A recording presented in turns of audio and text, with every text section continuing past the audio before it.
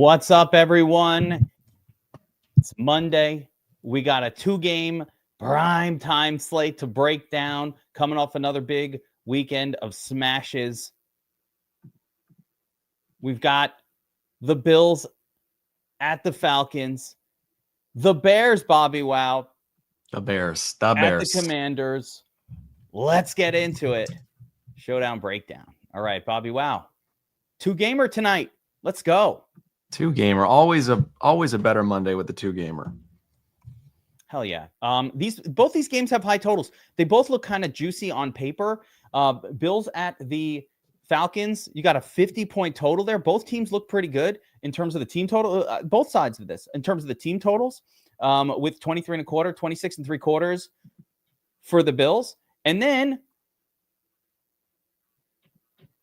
your beloved Bears head on the road to take on the Commanders there, 49.5 point total. Decent total for the Bears at 22 and a monster total for Washington. Washington gets the best defensive matchup of this slate, as Chicago, your beloved Chicago Bobbywow, is not necessarily known for being ferocious on defense. That much is true. However, they are much healthier this week than they have been all season. So we'll see. Something's got to give here. Yeah. A couple of little injury notes, just minimal stuff. But on the Commanders, Chris Rodriguez Jr. has not practiced. He might not play, which will upgrade Bill's usability, I think, a little bit here and probably lead to a greater than 55% snap count than what he's been seeing, if that holds true. Yep. On the Bills, the only real significant injury that I'm kind of sniffing out is Curtis Samuel. Not that that's a super sexy play for the 2-gamer, but when he's been out, Elijah Moore seems to play that role for the team. It almost seems like a 1-for-1.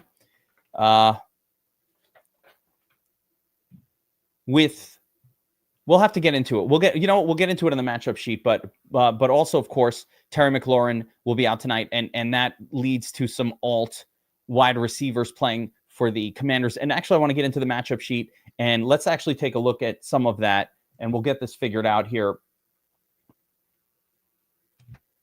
on the matchup sheet. So you ready to go, Bobbywow? A little Atlanta? Let's roll it. Yeah, let's do it. I can't. Maybe you cut out. Did you mention Darnell Mooney as well?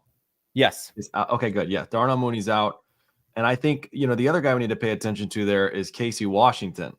Yes. For the Falcons. So I think, let's get into this matchup sheet here. I think that's where I wanted to get into. Casey Washington, 1-for-1 kind of snaps when Mooney has been out. That's one of those names that's going to. I thought you said Elijah Moore for some reason.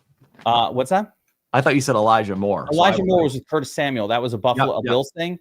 I didn't talk about this other one, but yes, Casey Washington. I have it written down on my little paper here, but we'll show it on screen. So you ready for this?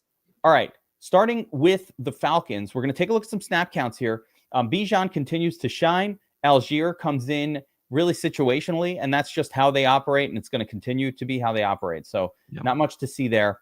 Let's see here. Snap count. Tight ends. It's pretty much Kyle Pitts. Like, they bring in this Charlie Woerner guy. That's more of a showdown turd than anything else. Nothing I'm going to be interested in on a 2-game slate. No. And then for the wide receivers, and this is where it gets interesting. Last week, so you've got Drake London and Ray McLeod. Ray's getting snaps. He's out there getting some targets. Yep. But as you had said, with Darnell Mooney, who played last week, so now he's going to be out. The guy who has been getting the snaps when Mooney goes out is this Casey Washington person. Who the fuck is that guy? Right? But if you look at his, hang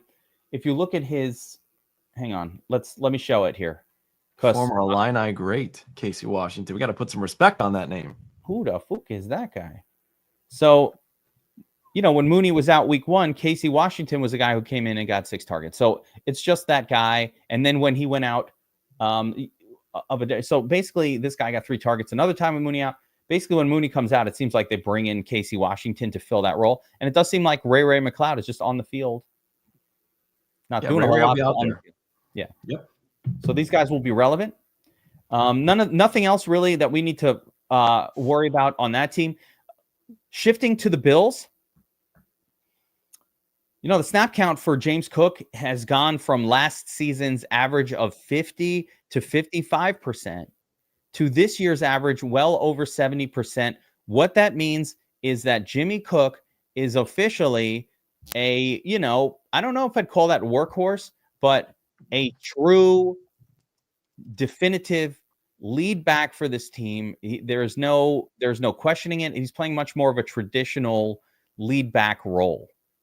Yep. He's a 3-down back. I think he's that's out fair there all to the say. time. This was not what it was like last season. It was more like what you're seeing earlier this year, where they were mixing guys in. But he continues to get all of the work, and that's also really important to understand. He just gets all of the running back work. They just, they bring these other guys in for a little breather, and that's about it. Dalton Kincaid and Dawson Knox continuing to split snaps at tight end, but Kincaid is the one who is getting the targets. He's been really good the last few weeks. He's been great. Yeah, arguably the best stretch of his career, I feel like, to this point. Yeah. I would like to see it result in more actual targets. It seems like a lot of big plays and touchdowns. We're not seeing like the target amounts that I would really love to see, but it's still pretty good. Last week, I feel like we saw it more than ever. Yeah. And the thing with Kincaid is he is questionable with that oblique. I think it's an oblique. So I do believe he's going to play. And if he does, full go, full send on Kincaid. I like him a lot. If he does not, obviously that changes things for Dawson Knox quite a bit. Yeah.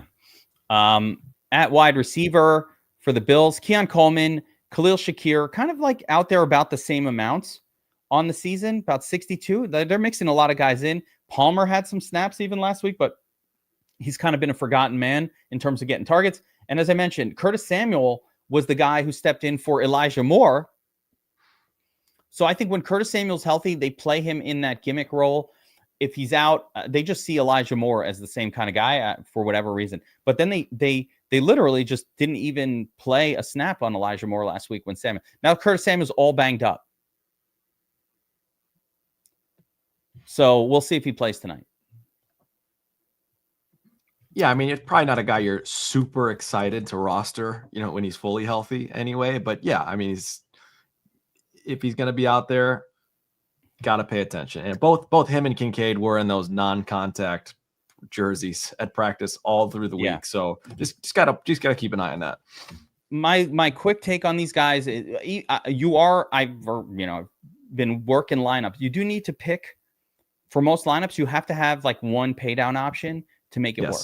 It could be a tight end. It doesn't matter. Like you need that sub 5K guy in your mix.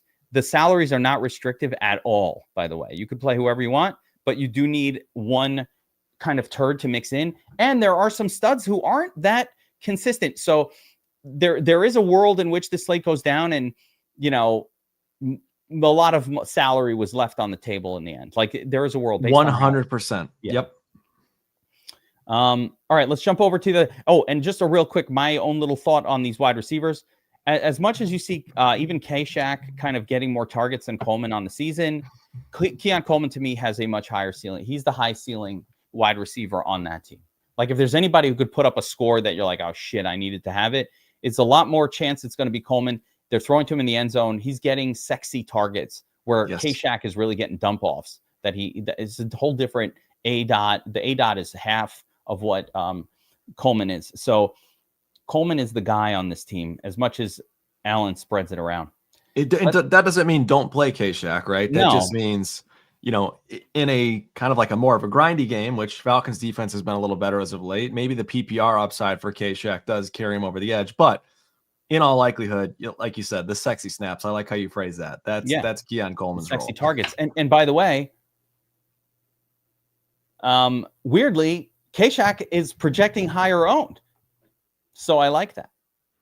That is interesting. Yeah, he's projecting just a little high. I was like, oh, okay, that should be flipped at worst. So at worst, if you took the takeaway from that would have been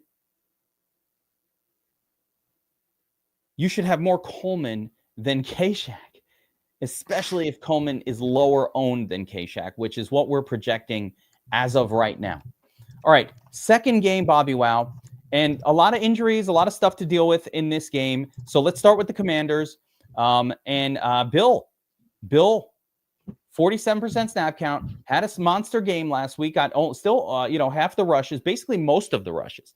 Really, the only one who, C-Rod came in and got some carries as well, but most of them went to Bill Merritt. Yep. And even got some targets, like, hello, thank you, nice to know you. It looks like Rodriguez Jr. will be out, which puts Jeremy McNuckles in there as sort of a reasonable backup play and one of the cheapies that you can maybe, you can catch a pass and take it to the house. I've been burned by McNuckles, or I've had McNuckles on some best ball teams, and he pops for an 18er every once in a while. Like, he just does that. Yep, and this, feels like this is one of those slates where something like that is bound to happen. Yeah. Let's see.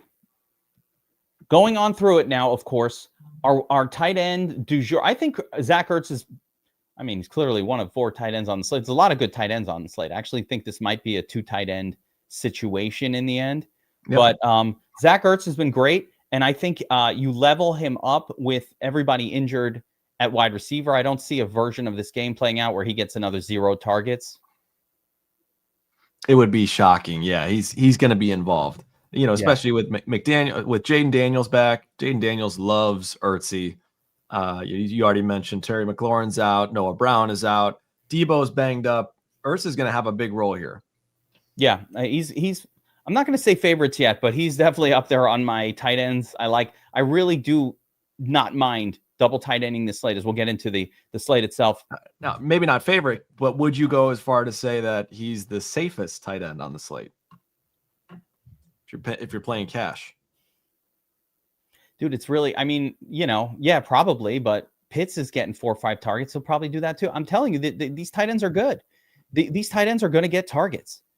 So I don't know. Can I say that for sure? I don't know.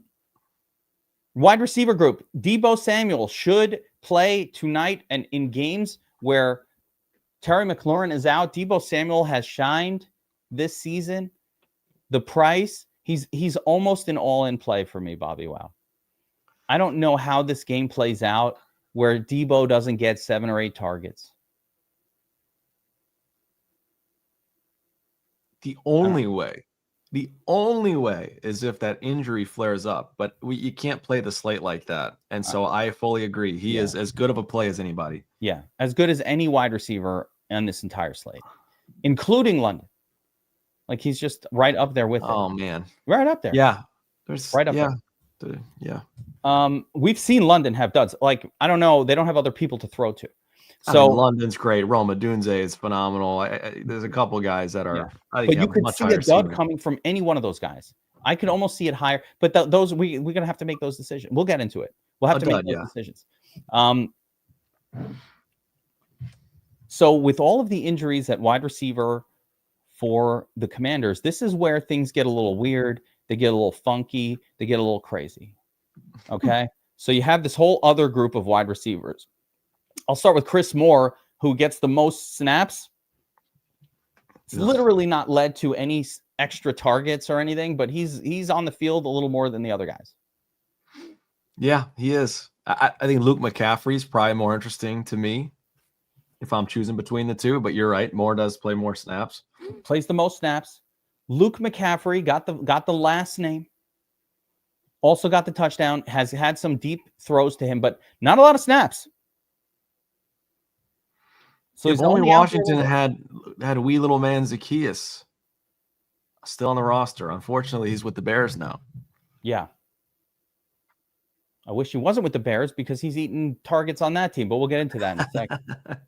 And then Jalen Lane. So these guys are much more showdown turds to me than anything else. Like, it's highly unlikely that any more than one of them will have a relevant score on the slate. Certainly unlikely that 2. So we're gonna work some rules in the Dom station. Those are the turds that we're gonna have to cycle through all throughout this, right? Like, I don't know the difference between Luke McCaffrey, Chris Moore, or the other turds on the other teams, but you're gonna have to cycle through these guys in order to try to take down a big contest. So That's what we're going to do. Bobbywow, you say you favor Luke McCaffrey of the secondary. I do. Yeah, and I do not believe there's any relation to Christian McCaffrey there. No, it's his little brother. Wait, for real? Yeah. He is? Yeah. Oh my gosh, that is news to me. Mm-hmm. Yeah. Well, then we're in love. Unless I'm completely mistaken and I fell for something, I think that's his little bro. I thought I saw it as a joke, which is why I thought there's no way. But okay, you're right. Yeah, it's his brother. All right, so let's move on to the Chi-Town side. The Bears. Okay. The Bears. And Road Bears has not been as good as Home Bears this year so far, but that shit can change anytime. Yes, absolutely. Anything can happen. But Road Bears, a little less good than Home Bears. And we'll see how that plays out tonight. You know, your boy Colt Clement. Whoa, my boy. Colt Clement. 9 targets last week. Colston Loveland was out, and Clement spiked in targets. Let me ask you this, Bobbywow. Is Colston Loveland playing tonight? Loveland's playing tonight. Loveland is back. Wow. He's healthy. Cole Kmet had 9 targets, but about as bad of a game as anybody can have on a starting football team last week. Or 2 weeks ago, I should say. The Bears were on bye last week. So, yes, Colston Loveland's back. Cole Kmet is not that good of a play. Rough, but good to hear from you. I appreciate the permission to not load up on that. And knowing that Loveland is back, I still think you could play some Cole, but like the other tight ends seem better on this one.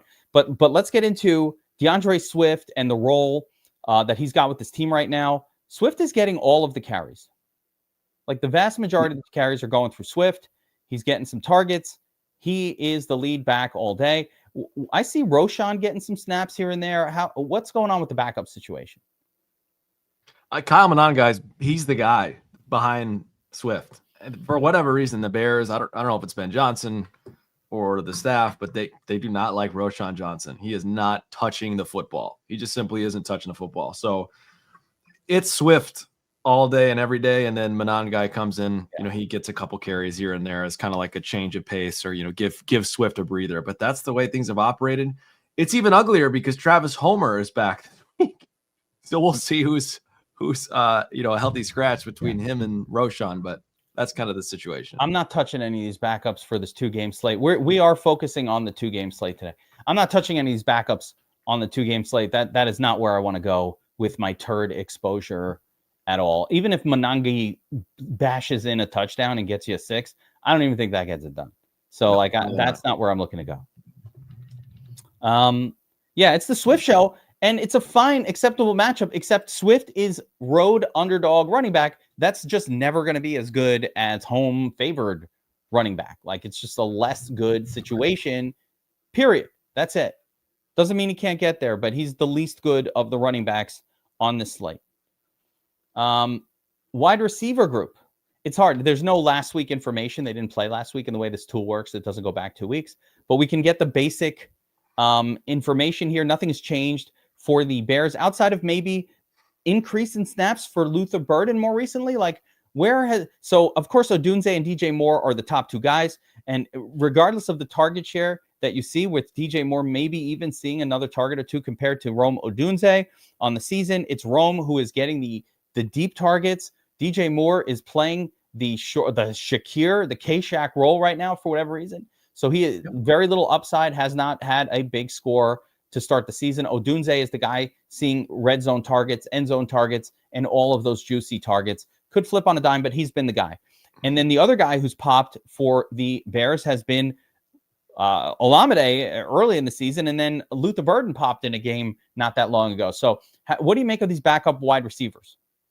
I think you've got to have some exposure across the board here, kind of like the other games. If you're going to be willing to be gross with teams like Washington, I think you got to do the same thing with the Bears here. Luther Burden is likely the guy that's going to put up a tournament-winning score if you're punting at wide receiver. Between the two, between him and Olamide, he's kind of like that big play guy. He's the guy they want to get in space. And Olamide, revenge game for him, right? He's on Washington last year. Not really revenge, but yes, he was on the Commanders last season. I think you might want a little bit of exposure, but to me, Burden's the guy that's going to put up a decent score if either of those two guys do. Yeah, he had the big score already once, and he is an exciting wide receiver. So yeah, definitely in the punt turd mix for this slate. You'll see here as we get to the actual lineups and whatnot. Just when you put it together, you need one of those guys every single time. There's always a need for a pay down. So I want to say more than ever this season, I want to give you permission to play Colston Loveland. Okay, that's the guy I want to give you permission to really play. Not saying he's gonna have a big game, but I do think he will be as involved as he's been so far with the Bears. What brings you to that conclusion? He's healthy, number one, but number two, I can't express like how disappointing of a game Cole Kmet had 2 weeks ago. He was making penalties. He was lining up in the wrong spots. He was holding. There was several holding calls. Like, it was uncharacteristically awful for him. And I think we see Loveland immediately step in with a bigger role now that he's back and healthy. Interesting. Okay, I love it. We'll see if that plays out. That would be my guess. From the inside. That's great. All right, Bobbywow, let's take a look at the ownerships for this slate. So we got a 2-gamer. Blow that up a little bit. Get that off the screen so you can see. But we got a 2-gamer here, and at quarterback, most of the ownership is going to be concentrated on Josh Allen and Jaden Daniels. Really, no one wants to play Michael Penix, which is interesting. And Caleb Williams on the road, not really getting as much love, although it's not like he's so much cheaper. He is much cheaper. He is. And the projection is not that different between him and the other guys. Yeah. I don't know. Are you a little bit surprised? Not necessarily just with Caleb, but even Penix, to see just like the ownership discrepancy that big? I'm telling you, the problem is that you don't need the salary. So people are just going to default to paying for Jaden or Josh Allen because the salary isn't really an issue. I can understand. Yeah. Yeah. So you're basically saying it could likely come down to just the top raw point scorer at quarterback because of the way salaries work out. Okay. It probably will come down to that. So well, then there you go. Yeah. Like when you're looking at Caleb and you're like, all right, he's pretty close, but you're saving a lot of money, right? A lot of money between him and Josh Allen. Is this FanDuel? No, DraftKings. Yeah. That's a lot of money. That's $2,100. Yeah. That's a lot of salary that you're saving. I think there's some benefit to it, but like, and Caleb, listen, Caleb, again, he's on the road. Don't like road quarterbacks in this spot. Caleb has the skill set to put up a big score. Just like crapola Justin Fields 2 weeks ago, as much as he was a piece of shit and he's terrible, he's terrible. I hate him. I agree, but let's not compare Caleb with Justin, I think. No. But what I'm saying is even a crapola quarterback that could not hit a pass managed a 28 because he runs with the football and he can launch a bomb. So it does not take that much for even a Caleb, especially Caleb on a team without a dominant running back, to get there. That's kind of what I'm saying. Like Caleb could just be having a terrible game, but he threw a touchdown to Rome Odunze and then he ran for one later in the game and you're looking up and he got a 23 and no one else scored a 23 because the other games went different. Those things can happen.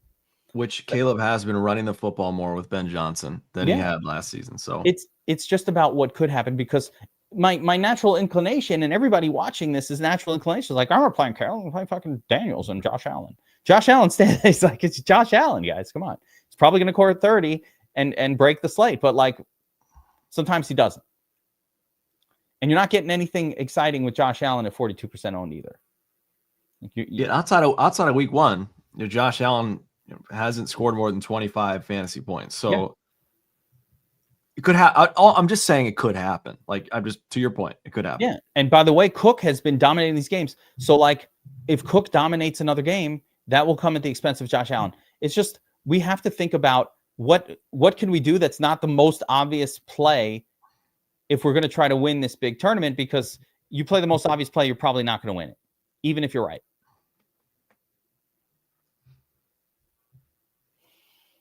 Let's shift focus to the running back position, Bobbywow.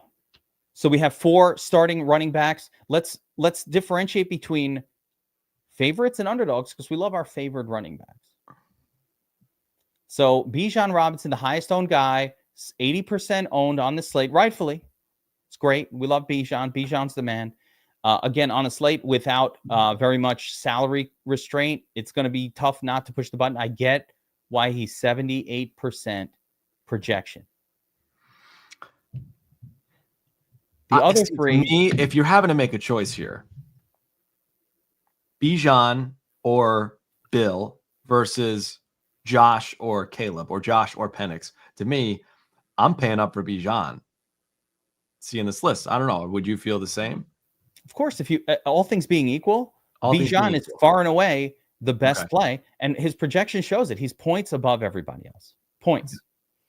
Now, I love Cook too. He's a favored running back who's getting a ton of work. I love that there's a little 1 on the DVP next to the Falcons, implying that there's some great run defense. They're not. They're solid, but they're not great. There's nothing. They don't scare me. Like they're nothing. There's nothing about the Falcons' run defense that's scary. It's just probably, I'm all right here. I'm sure if I look at who they played, it's going to be a bunch of teams that just, couldn't get it done with the running back. I mean, which is what it was. Probably. Tampa Bay is pretty good. Tampa is pretty good. That was week 1 weirdness. Minnesota can run the football. Washington can run the football, and they did much better, I think. Yeah, Washington had a pretty decent week 4. But it's a solid defense. It's fine. It's not gonna. I don't think they're gonna shut down James Cook. I don't think that's gonna happen. I don't know that they will either. Yeah. So I'm not gonna expect that they're gonna shut down James Cook. Then we have Bill in a great matchup, coming off a big game. Grady Jarrett's out for the Bears. Even better, and Chris Rodriguez Jr. probably not going to play, and that is his primary vulture. Has this guy even practiced? No. Questionable. DNP.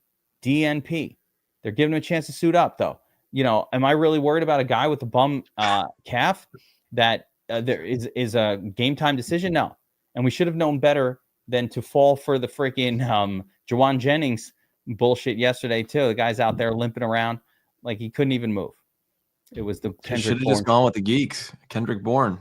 I did. I mean, how much more can I beg? No, I know. I'm telling the chat, telling everybody. That was one of the better cores for me at 3% owned. I don't know what else to give. You should be taking multiple victory laps on that one, because not only was it a fantastic core, but it was a risky core. One of the riskier ones. It was scary to put it out there because I was like, man, if this one fails at 3%, you did not waver. Did not waver on that one. I wasn't cushioned by the guy being, by Puka. Like, all right, he's 40% on. What do you want? That's a cushion. Right. And Jennings played. It's just crazy. Yeah. It was a wonderful call. I'm sure we'll talk more about that. Yeah, so good. We have that. Yeah, we'll talk about that later. But that was really great. This weekend was spectacular. It was spectacular, really. That's it for the running backs. Do we have to pay attention to these backups? I'm leaning no.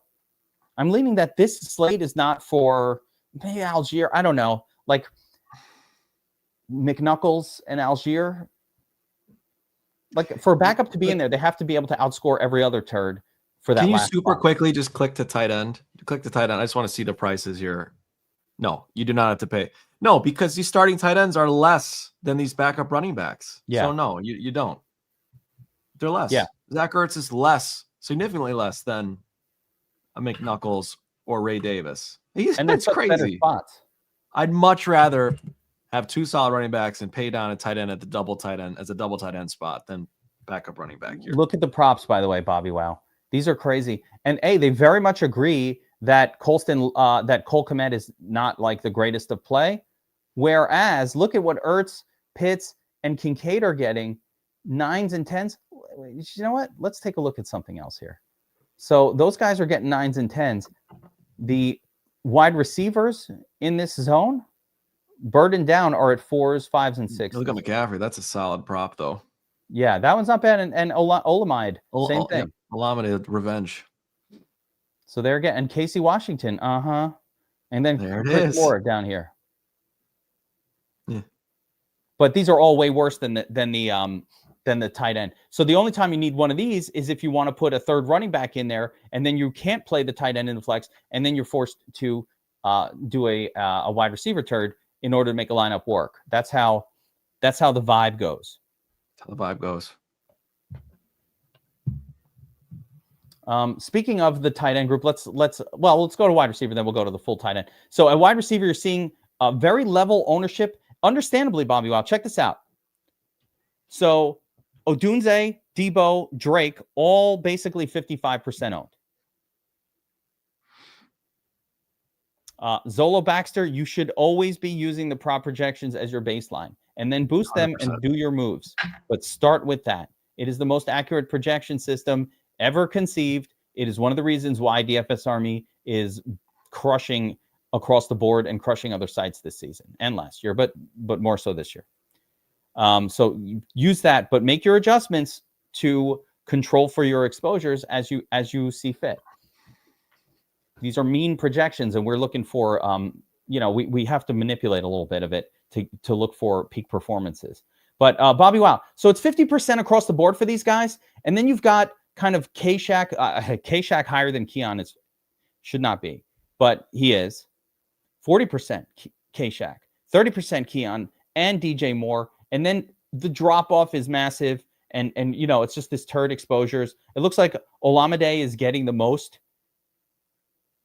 projection, but all these other guys are kind of like 7, 6, 5%. They're all about the same. Yeah. Chris Moore, they're all going to get you like around 7% exposure. You just got to mix them in. We're going to make a rule, only one.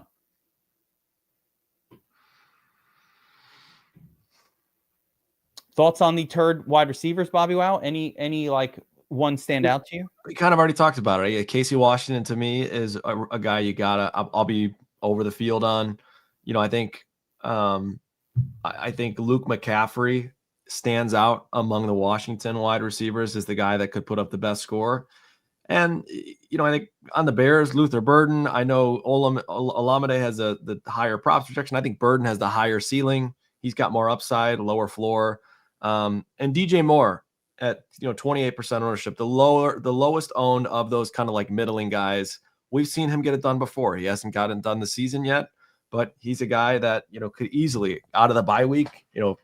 Attention could shift to Odunze and DJ Moore could break out. So absolutely, don't rule him out. Start to happen. Look at how yesterday went, as just an example. So many of the teams yesterday that we stacked, but then it was like the secondary guy that was getting the touchdown. I mean, you could certainly point to Drake May, and we finally like allowed ourselves to a little bit believe that Stephon Diggs was going to kind of like be the guy, and then nope. And you saw a lot of that yesterday. A lot of like Booty getting touchdown. Just I feel like that was happening a bunch yesterday, where you might have been on the right quarterback, but it's week 6 and shit gets weird, and all of a sudden they're shifting to like the WR2 or guys who haven't seen as many targets.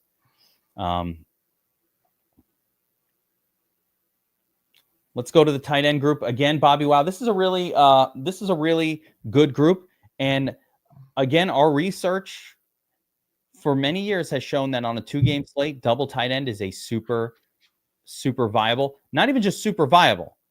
Generally, the most effective way to handle the flex, double tight end. And you see exactly why, right? The pricing shows you exactly why that is. You've got these guys starting tight ends, 9-10 point props projections, getting priced below the backup running backs.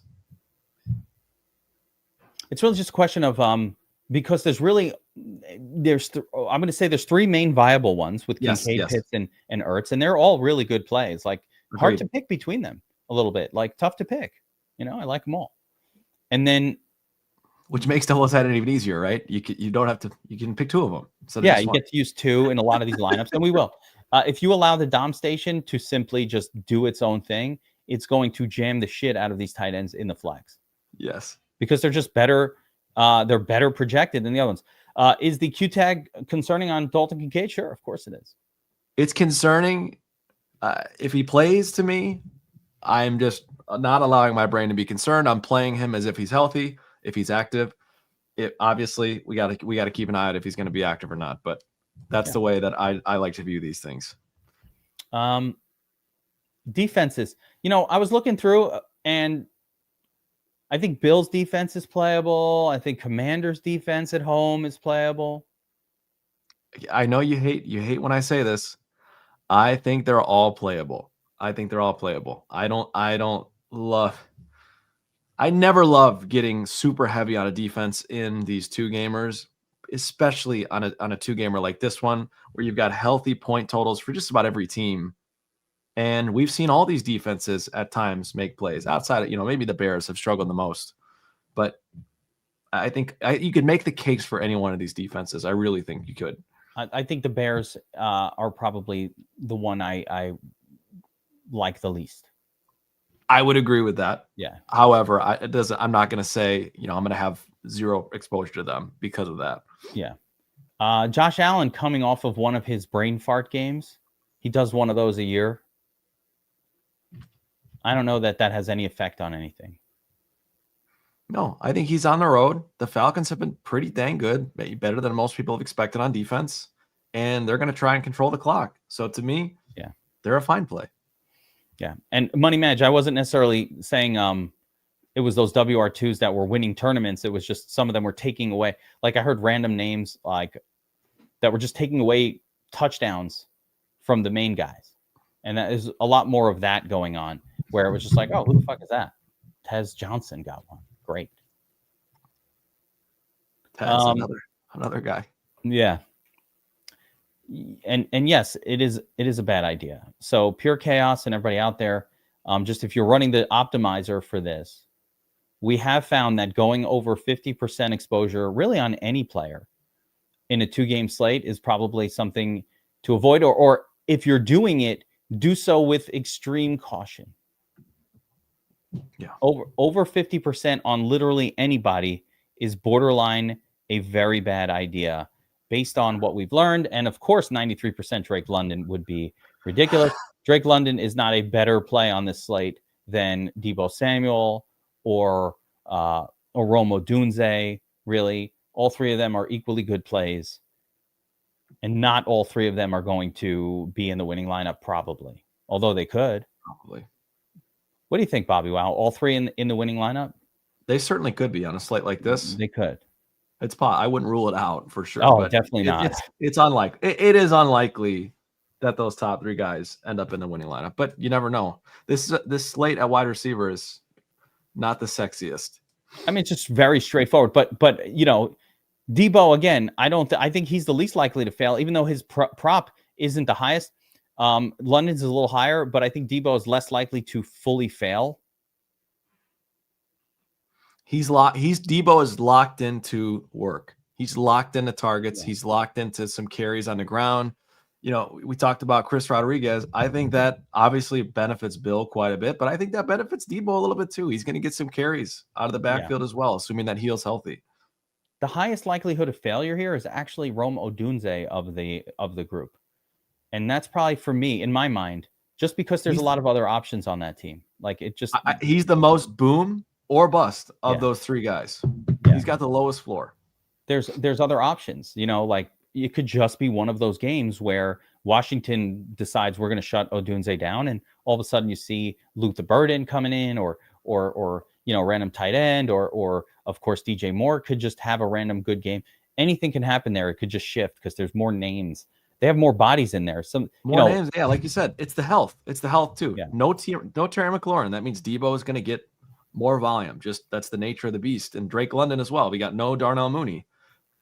Targets are going to funnel toward London because of that. Yeah, and it's not like the Bills' defense is good. They have not been good this year at all. That takes us through this whole breakdown, Bobbywow. I'm gonna go a couple things. We'll build a lineup in a second. I want to kind of show how things come together on screen. But if you're using the domination station to attack this 2-game slate, just an important reminder, there's a couple of settings that we really want to use in 2-game slates. I already mentioned before, you want to probably set a universal max somewhere around 50%. You can adjust that for individual players, but we have not seen a lot of success in going over 50% exposure on anyone. Even a running back like Bijan is a candidate for a cap. Certainly, I would cap it below the 80% that he's currently going. It will not hurt you if he smashes. That's why you do that. It's not going to actually hurt you if he smashes, but if he duds out for whatever reason, it gives you more bullets and that low-owned approach. Most important, I would say, and Bobbywow, this kind of follows up what you mentioned earlier. You want to allow a couple players versus your defense here. This is how you do it, using this max 2 or max however many versus defense. I'll probably set mine at 2 and just say, don't worry about the defense. That's basically what you're telling the optimizer. Don't worry about what defense you're choosing, because normally it's designed not to use players against the defense. In this case, you don't have to worry about it. Music City Mike, would I do this 25% max for each quarterback? I personally won't, but if that's how you want to roll, that's cool. I don't hate it. Yeah, I mean, it's fine. You're going to get a lot more of the low-owned quarterbacks and a lot less of the high-owned ones, and that's a good way to attack a slate. Money Mage says, who's the Bobbywow low-owned pick we need to have? Look, I think we talked about it, right? I don't know that there's one guy that I have in mind. I think at wide receiver is the ripest spot with Luke McCaffrey, Luther Burden, and Casey Washington. All three of those guys I'll be over the field on. At tight end, I'll be over the field on Colston Loveland as well. I think he gets a little more involved, but no like lock and loads, just overweight on those guys. No lock and loads. Real quick, just to show the example of how a lineup kind of looks based on how I've done a couple lineups before. So let's say we didn't use the most expensive. Like if you, I mean, you can start with Josh Allen too, but let's say we do a Jaden Daniels starting stack with, with Debo, right? That's really easy. And we can even throw Ertz in there and you got kind of like a little baseline starting point here. There you go. Yep. I mean, you're going to want Bijan, right? You want Bill. I don't see that's where I struggle. If I'm going Jaden with 2, I'm not as excited to play Bill. Not that you can't. Yeah. I'm not as excited. Or maybe in this one, you'd maybe go Cook on this one. Yep. But I think actually if Jaden's having a good game and Debo and Zach Ertz, I think Bill's having a good game too. I think they're scoring. It just means the offense is doing well. Yeah, it could. You throw a cheap defense on there, right?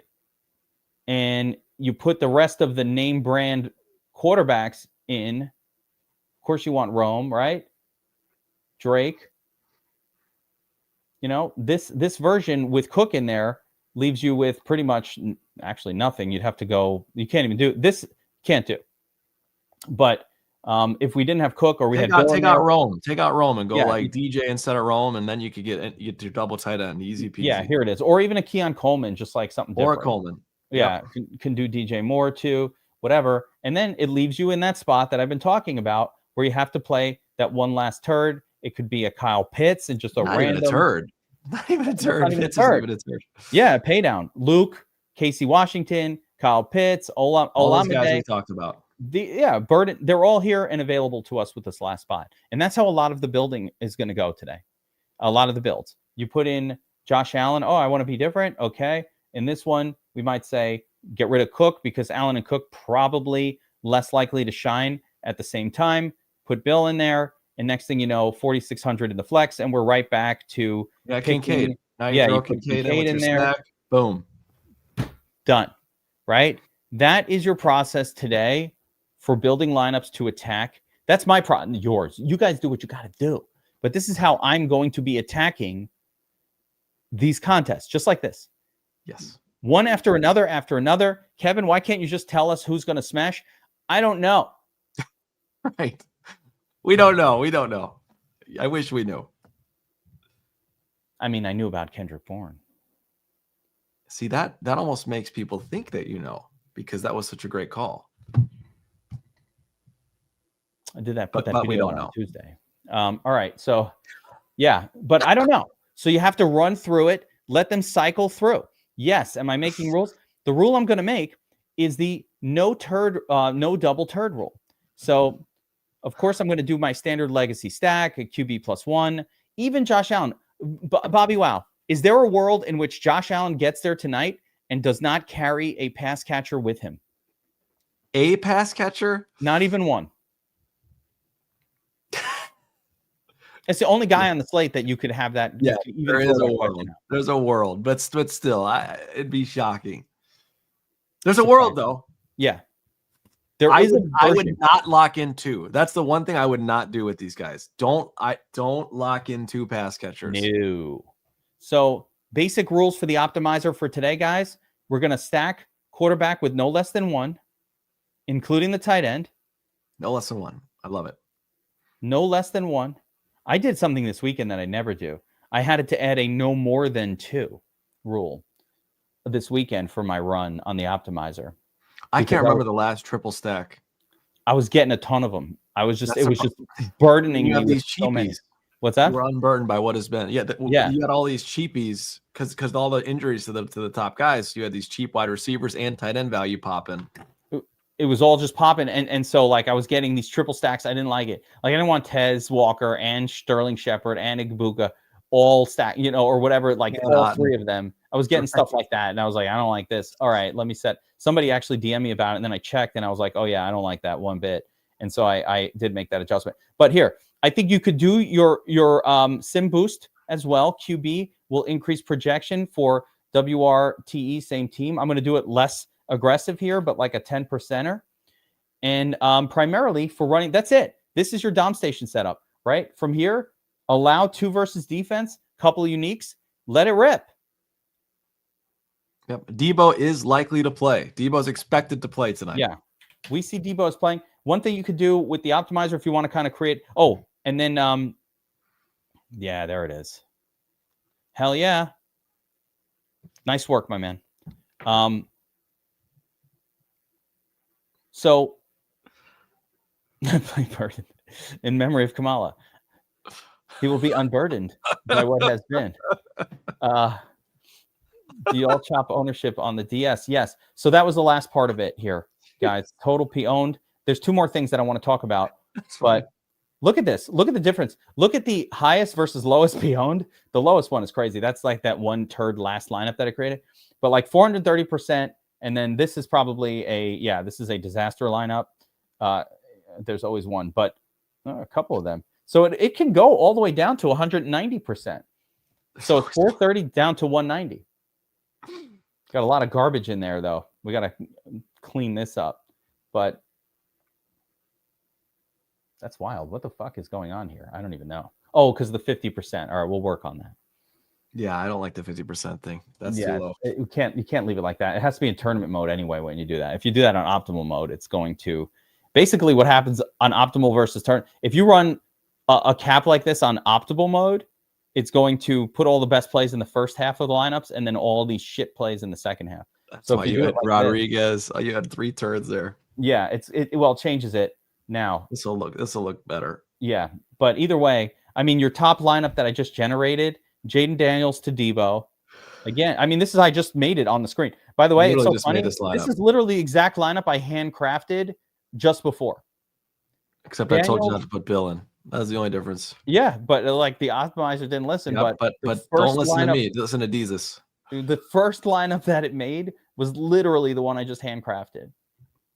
That tells you Jesus is onto something, and that Jesus loves me. I think he loves all of us. Jesus loves all of us. He does. So there it is. The best wide receiver would you choose for the Chicago game? It's Rome Odunze or Rome's the top dog. I think DJ's the tournament guy. Yeah, the pivot. Rome and Debo. That's what Chicago game for the game. I mean, I'll include Debo in there. Yeah. So, what do these green avatars mean? I got to find out what that means. I don't know, but it looks great. It's appealing. It pops off the page. Yeah. That means maybe that's a channel member. Top fan. Yeah, there's something going on in the chat. All right, so let's shift of gear to FanDuel, and let's just see if there's any different. Oh, the one last thing I wanted to show was the turd rule. Guys, this is a very important rule to make on these slates. So what is the no more than one turd rule? This is invented by Taco. This is a Taco invention, Bobbywow. Tacos, turds. Yeah, he invented this. And basically what we do here is we go through all of the names that we just talked about that are secondary names that might get there, but aren't likely to get there with multiples. And so it's the Loveland. You know, it's the probably, I would say, Casey Washington, right? These guys. Burden. Luther Burden, yep.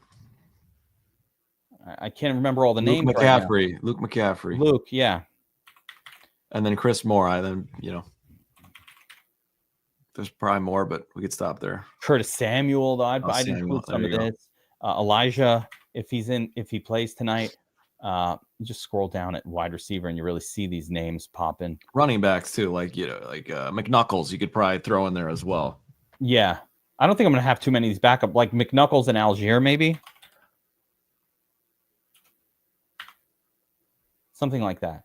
And so the rule is stack between 0 and 1 of them in all lineups, meaning no more than 1 and as low as 0. It's not going to force you to do anything. Bam. Boom. Military DFS player. What is the MOS? What does the MOS mean? Is that an abbreviation that I should know? I'm guessing it's like code. Is there a code? There is a code.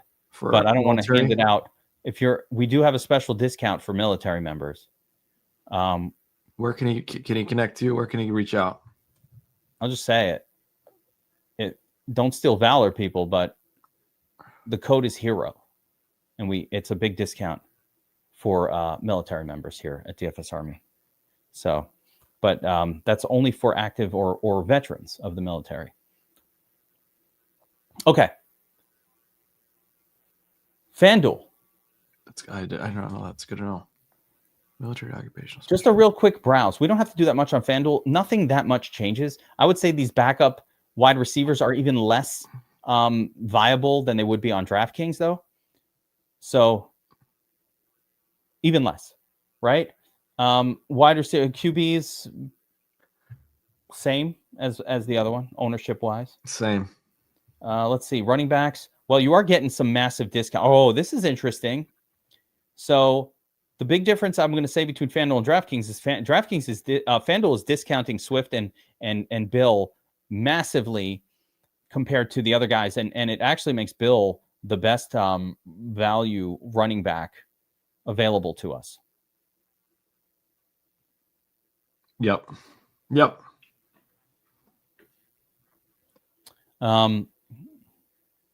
And you can smash touchdowns in against the Bears. Bill's certainly a good play. Yeah. Bill's a great play on this site. I think we're going to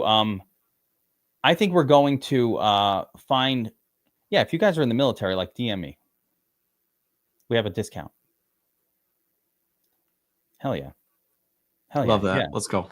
Yeah. I love that these guys are hearing it. I don't want anybody. We love to hook up the military. Thank you for their service. It's been a thing at DFS Army. So I think I'm using 3 running backs, or even still, there's some slight merit to tight ends in the flex, even on FanDuel. Let's take a look at the numbers here. So basically, the wide receivers look exactly the same as DraftKings from and there's no one expensive here. So this looks like no problem to make a lineup. Look at Keon Coleman at 5K. Yeah.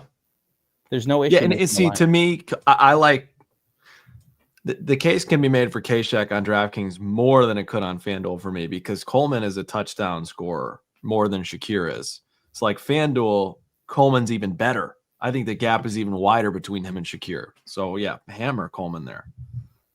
It's crazy. Lower price and half the ownership. Yeah. Lower price, lower ownership. Not quite half. Look at that. So very much affordable to do whatever the hell you want on FanDuel, even more so than DraftKings. We'll make a lineup in a second.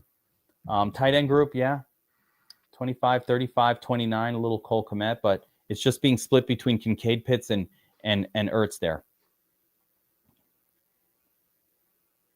Finally, the P-owned, of course, is evenly split. So let's see how this looks, Bobbywow. When you put a lineup together, do they give us a guaranteed?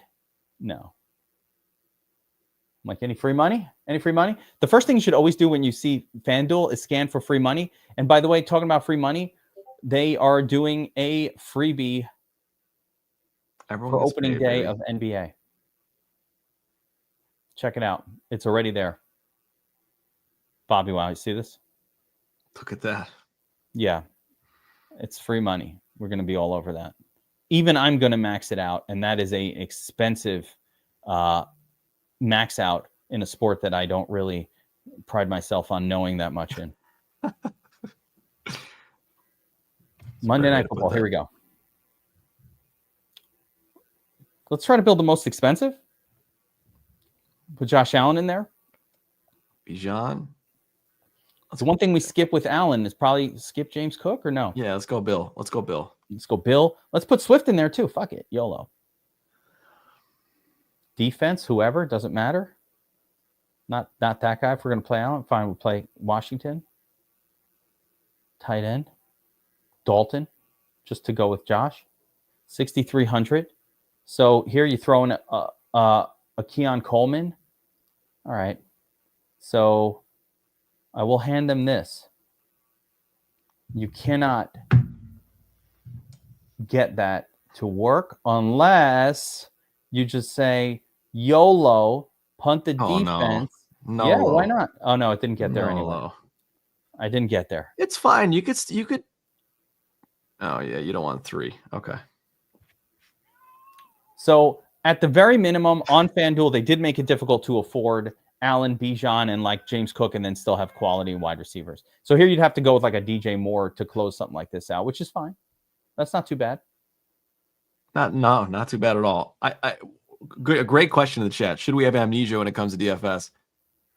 Yes. Yes. If you can stomach it, you got to find a way to have amnesia because yes, Ertz hurt a lot of people last week. He will be under-owned on this slate because of that. You got to forget that. First of all, every week is a new week. They switch coverages, but we know that Ertz. What you have to do. That's my cat. She's being very loud. Hold on. All right. Yes. Go in there. She is so loud. Yeah, the cat just blasts her way in, and she wants to go sleep in the office closet, and she doesn't care that I'm live streaming right now. She does not care. Not.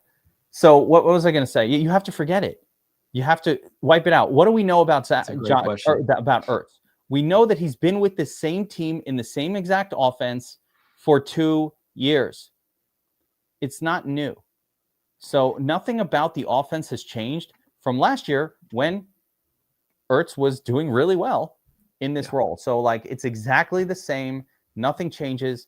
When roles don't change, the offense hasn't changed. Just assume. The cat says she did like Ertz. The cat's meow. Yeah. When the cat comes in and starts screaming when we're talking about a player, that's usually a good sign for that player. We don't have the stats to back that one up, but yeah. All right. That's going to do it, guys, for this edition of the Primetime Breakdown. Me and Bobbywow. This is a fun slate. I think you should try to attack it with mass multi-entry for the most part. That's how it's for me. That's how I like attacking 2-game slates. I try to really win one of these tournaments. I think you have a real chance. You just have to be unique somewhere, some little twist to make it work. Sometimes that's just allowing players versus your defense. Other time, and a lot of times these slates do come down to like one defense scores 8 and the other one scores 6, and you needed the 8. A little bit of luck. I got a little bit of a loaded question for you before we sign off here. I guess 2 questions, but one, will you be arbing? And that's loaded because I need somebody to talk me off of Bears plus 5.5. That is free money in my brain and in my heart. Well, I mean, I arbed. I had the best arb day I've ever had yesterday. I saw that yesterday. I saw that tweet. That was crazy, man. Yeah, it was going nuts. The Sharp app arbitrage tool. If you are in a state that allows any sort of sports books and you have markets to show against one another, sports arbitrage bets are just how you make money doing this. There's so many ways that the sports book takes money from us. This is how you take it from them. And I took it from them yesterday. I had to go to a wedding yesterday. So I only had about an hour and 45 minutes, and then I had to leave. Like, I was eating. So like, I didn't do it in the early part. I just, the first games. And then I only basically did the second half of the first set of games. I made $1,200 in an hour and a half. That's just insane, man. Arbitrage betting with no risk, minimal risk. There is risk because you don't get both sides down. But beyond that, there's no real risk after you get the bet in of not winning money. It's amazing. We have it set up for a free week of arbitrage betting at the Sharp app. We have a free week trial for people to check it out. It's sharp.app/geek. It will activate a 7-day free trial to try arbitrage betting. Yeah, there it is. You need your 2 screens. Let's go. You need 2 screens. But with that being said, it's not that great for single games of NFL football. If there's a little overlap with these two, we might see some arbs, but you really need like 5 or 6 games going. You need the more games going, the more the markets get out of whack and the more you can take advantage. I was hitting middles yesterday. It was insane. And that's what we're looking for. But the arbitrage is just as good for NBA, and that will be an every single night thing with 10 games going a day, 5-10 games. So this is going to be very lucrative for anybody who listens and goes and checks that out. You don't like it, just cancel it. I'm telling you, you got to try this. It's amazing. It is amazing. Yeah. The King Raheem, I don't know about California, bro. I don't know. I just don't know, man. I don't know what's going on there. They don't want to have any kind of betting. They don't have anything. Yeah.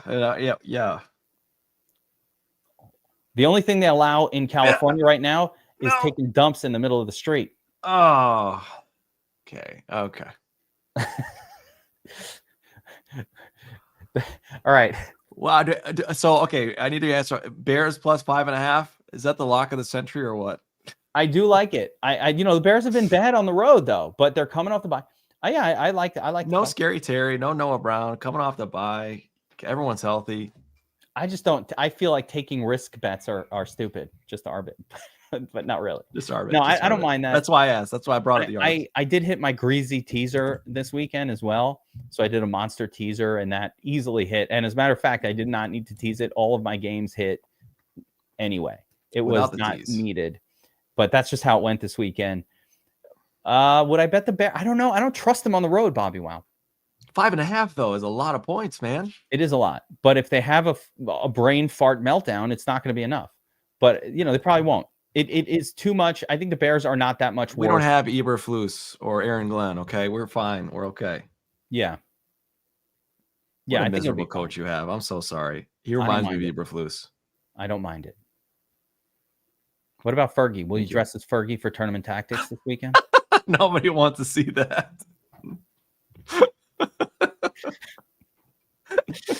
Oh, boy. Good stuff. All right. Good luck, everybody. Helmets up. Let's crush another Monday night. Let's do it. Prime time. Let's go. Take care, everyone.